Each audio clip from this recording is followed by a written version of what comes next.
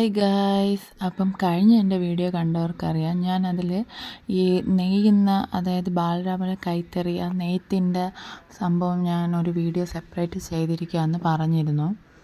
അപ്പോൾ ഇത് പെരിങ്ങമലയാണ്, ചേട്ടൻ്റെ വല്യമ്മയുടെ വീട്. അപ്പോൾ അവിടെ എല്ലാ വീട്ടിലും, ഓൾമോസ്റ്റ് എല്ലാ വീട്ടിലും ഇതേപോലെ നെയ്യാൻ വേണ്ടിയിട്ടുള്ള സെറ്റപ്പ് വീട്ടിൽ തന്നെ ചെയ്തിട്ടുണ്ടായിരിക്കും, കൈത്തറി. അപ്പം ഞാനും ഇത് ആദ്യമായിട്ടാണ്, ഇതിന് മുന്നേ ഒരിക്കൽ പോയപ്പം കണ്ടിട്ടുണ്ട്. അപ്പം വീഡിയോ ആയിട്ട് ഡീറ്റെയിൽ ആയിട്ട് ചെയ്യണതും കാണുന്നതും ഒക്കെ എപ്പോഴാണ്. അപ്പം ഞാൻ അതിൻ്റെ എല്ലാ സൈഡിൽ നിന്നും എല്ലാ ആംഗിളിൽ നിന്നും വീഡിയോ എടുത്ത് വെച്ചിട്ടുണ്ട്. അവർ നെയ്യാനുള്ള നൂലാണ് ഈ മൂടി ഇട്ടേക്കുന്നത്. മഴയും വെള്ളവും പൊടിയൊന്നും തട്ടാതിരിക്കാൻ വേണ്ടിയിട്ട് അതിനെ കവർ വെച്ച് നന്നായിട്ട് മൂടിയിട്ടിട്ടുണ്ട്. ഇതിൻ്റെ അടിയിലെല്ലാം നൂലുകളാണ്, ഒരുപാട് നൂലുകൾ മേളിലോട്ടും സൈഡിലോട്ടും എല്ലാം ഇങ്ങനെ പോയിട്ടുണ്ട്. നൂലിങ്ങനെ തൂക്കിയിട്ട് ഞാൻ അതിനെ ഇങ്ങനെ പൊക്കി നോക്കിയിട്ടുണ്ട്. അപ്പോഴത്തേക്ക് അതിനകത്ത് ഇങ്ങനെ ഓരോ ഇഴകളായിട്ട് നൂലിങ്ങനെ പോയിട്ടുണ്ട്. പിന്നെ ദാണ്ട് നൂലവിടെ കെട്ടി വെച്ചിരിക്കുന്നത്. അപ്പം ഞാൻ ഇങ്ങനെ ഓരോ സൈഡിൽ നിന്ന് ഓരോ രീതിക്ക് ഇങ്ങനെ നോക്കിക്കൊണ്ടിരുന്നപ്പോഴാണ് ചർക്ക കണ്ടത്. ഇതാണ് ചർക്ക. അപ്പം നമ്മൾ പണ്ട് സ്കൂളിൽ എക്സിബിഷനിലൊക്കെ കണ്ടിട്ടുണ്ടായിരിക്കും ഈ സാധനം ഭദ്രമായിട്ട് സൂക്ഷിച്ച് വെച്ചിരിക്കുന്നത്. അപ്പം അവിടെ വല്യമ്മേരെ അവിടെ അതുണ്ടായിരുന്നു. അങ്ങനെ എനിക്ക് വല്യമ്മ വന്ന് നൂത്ത് കാണിച്ചു തരാണ്. ഇതുവരെ നെയ്ത് വച്ചിരിക്കുന്നതാണ്. അപ്പം ഇതാ കണ്ട, അതുവരെ മുണ്ട് നെയ്ത് അതുവരെ എത്തിയിട്ടുണ്ട്. അപ്പം സിൽവർ കരയാണ് അതിൽ ചെയ്തിരിക്കുന്നത്.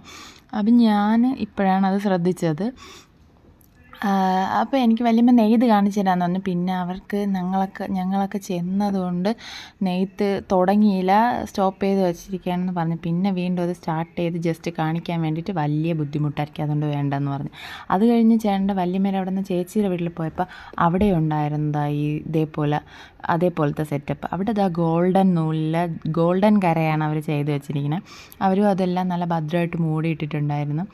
അതേ സെറ്റപ്പ് ഇപ്പുറത്തും ഉണ്ടായിരുന്നു. എല്ലാത്തിൻ്റെയും അങ്ങറ്റത്തായിട്ടൊരു കുഴി ഉണ്ടായിരിക്കും. അത് അവർക്ക് ഇറങ്ങി നിന്ന് നെയ്യാൻ എളുപ്പത്തിന് വേണ്ടി ഒരാൾക്ക് പകുതി വരെ ഇറങ്ങി നിൽക്കാൻ പറ്റുന്ന പാകത്തിന് അവിടെ കുഴിയുണ്ട്.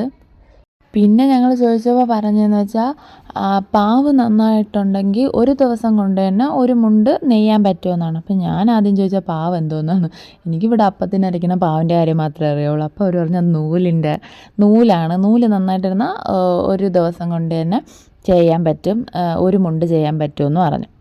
അപ്പോൾ ഞാൻ ഈ വീഡിയോ എടുക്കുന്നതിൻ്റെ ഇടയ്ക്ക് അയൽപക്കത്തുള്ള വീട്ടിലൊക്കെ നെയ്ത്തിൻ്റെ ടക്ക് ടക്ക് സൗണ്ട് നന്നായിട്ട് കേൾക്കാമായിരുന്നു. അപ്പോൾ പിന്നെ അത്രയേ ഉള്ളൂ. വീഡിയോ ഇഷ്ടപ്പെട്ട ചാനലൊന്ന് സബ്സ്ക്രൈബ് ചെയ്യാനും ലൈക്ക് ചെയ്യാനും മറക്കണ്ട കേട്ടോ.